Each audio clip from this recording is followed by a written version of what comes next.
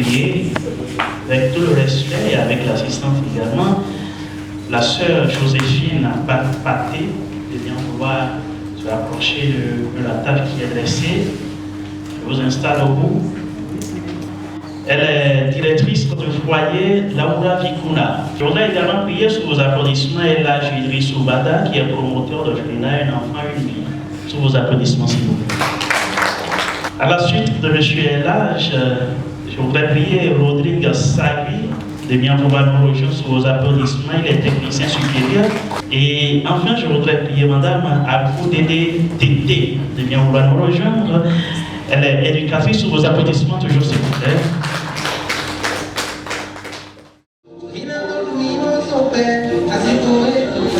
Tous les orphelins n'ont pas la chance d'avoir de bonnes familles. Après la mort de leurs parents, personne ne veut les prendre en charge. Et ils sont laissés à leur compte. Et beaucoup ne peuvent pas aller à l'école ni apprendre un métier. Je pense que si on abandonne les enfants après l'orphelinat, on n'aurait rien fait. Parce que les abandonner de sitôt, vous ne savez pas ce qu'ils vont devenir demain. Finalement, toutes ces années, vous les avez encadrés, vous les avez suivis, vous les avez perdus. Donc du coup, au niveau d'un enfant, une vie, qu'est-ce que nous faisons? Déjà, plusieurs années à l'avance, on échange déjà avec les enfants. Parce que vous savez, les enfants, ils sont changeants. Hein. Aujourd'hui, vous pouvez les prendre toute cette année, ils vont vous dire, moi, je reste figé sur ça. Mon projet de vie, c'est ça. Vous le prenez à l'année 1 plus 1, l'enfant change. Mais vous voyez, certains, à l'année A plus 7, ils sont constants. Le foyer Laura Vikuna est l'un des centres opérationnels de IFMA Éco Social qui a 5 programmes. Il a ouvert ses portes en 2001 en tant que cadre, puisqu'il existait avant, depuis 1992, que les sœurs salésiennes de Don Bosco sont arrivées ici au pays. L'enfant qui va à l'école a déjà un soutien à la maison et à l'école. Nous faisons aussi le travail en collaboration avec les directeurs d'école. Nous avons choisi des écoles en tenant compte de l'éducation que les écoles aussi donnent. Nous prenons au foyer Laura Vikuna, ce n'est que les filles. Ou si c'est la formation, on accompagne la fille, elle finit la formation. Les enfants qui sont inscrits dans les écoles, nous avons choisi l'école Laura Vikuna qui est dans la maison, l'école Pythagore, non seulement parce que c'est privé, mais on a vu que l'enseignement là-bas est acceptable. Et nous avons aussi les filles qui souhaiteraient bien étudier et vu leur âge ne peuvent pas être inscrites à l'école Pythagore au primaire. Alors nous avons aussi l'école alternative dans la maison où on les inscrit pour leur donner au moins la chance d'avoir le CEP avant de commencer la formation professionnelle.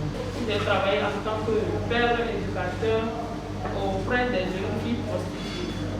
Et de là, j'ai eu ce goût de travailler dans le social. Après, j'ai travaillé aussi chez les sœurs de Laura Vikuna, les sœurs salésiennes.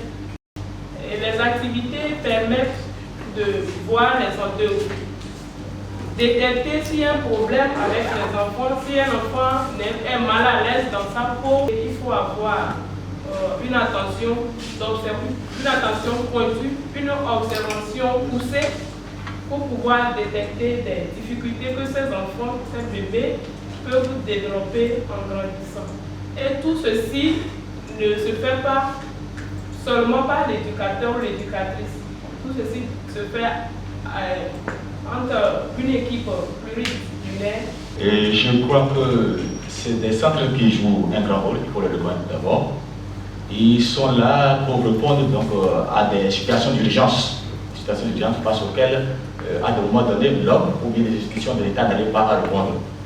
Alors, placer un enfant dans un orphelinat doit être en recours de dernière heure. Les lignes directrices sont claires là-dessus, le code de l'enfant, la politique de l'enfant aussi est claire là-dessus. Le milieu protecteur de l'enfant, c'est dans sa famille. Bon, lorsqu'il y a ce manque, on passe par ces centres-là. L'enfant qu'on a placé, surtout si je prends la tranche d'âge de 0 à 3 ans, c'est une étape cruciale où l'enfant construit sa personnalité. Et à ce niveau, l'enfant a besoin d'un certain nombre de personnalités qui sont les membres de la famille. Comprenez là que lorsque l'enfant perd ses membres de la famille ou bien ne le reconnaît pas, parce qu'il y a souvent des enfants abandonnés qu'on l'envoie là, il y a ce lien-là de papa-maman qui est coupé. Frère et soeur, c'est coupé. Donc, et c'est difficile. Il n'y a pas seul qui la même en Europe qui peut combler ce village. Ça, c'est impossible. Pour ceux qui ont déjà un âge un peu élevé, on comprend qu'ils ont déjà quand même bénéficié un tout petit peu de ce quand même cette affection-là. Mais lorsqu'ils viennent dans les orphelinats, bon, il n'y a pas souvent de difficultés. Mais quand c'est des 0 à 3 ans, 3 ans, 6 ans, c'est compliqué. C'est très très complexe. Donc il y a l'ensemble de ces trucs-là qui font que le développement physique, social, émotionnel, individuel de l'enfant, c'est-à-dire du nourrisson, que soit souvent de coups. Et il faut être fondu pour pouvoir le faire ressortir et pour le corriger, ce n'est pas toujours facile.